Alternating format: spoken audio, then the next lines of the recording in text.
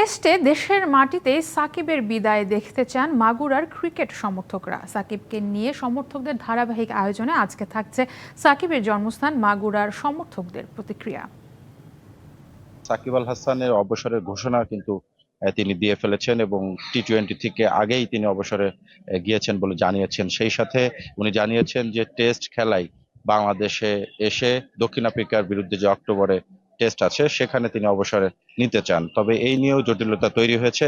সাকিব আল হাসান একদিকে ক্রিকেটে যেমন জনপ্রিয়, তেমন বাংলাদেশের ক্রিকেটকে গত দেড় যুগ এগিয়ে নিয়েছেন। ঠিক এই অবসরের ঘোষণায় মাগুরার সাধারণ তার ভক্ত, ক্রিকেটার এবং অন্যান্যরা কি ভাবছেন সেটা একটু জানতে চাই।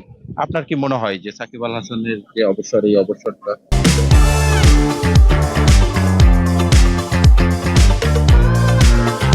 আপনার কাছে কেমন মনে হয়?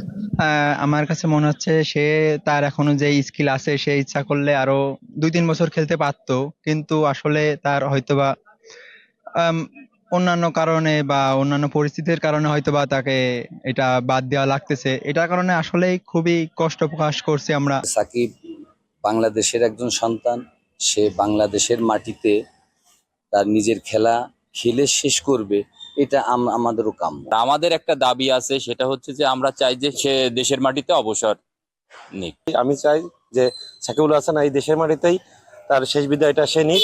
তাহলে আমার মনে হয় যে আগামী প্রজন্ম ক্রিকেটের প্রতি এবং খেলাধুলা স্পোর্টসের প্রতি আরো আগ্রহতা হবে। আমি মনে করি যে ক্রিকেট আর রাজনীতি এই দুটি আলাদা করা উচিত। দর্শক, এতক্ষণ ছিল মাগুরায় সাকিব আল হাসানের নিজ জেলার যারা ভক্ত রয়েছে, অনুসারী রয়েছে, তার ক্রিকেটকে ভালোবাসে, তার অবসর নিয়ে তারা জানাচ্ছিলেন তাদের প্রতিক্রিয়া।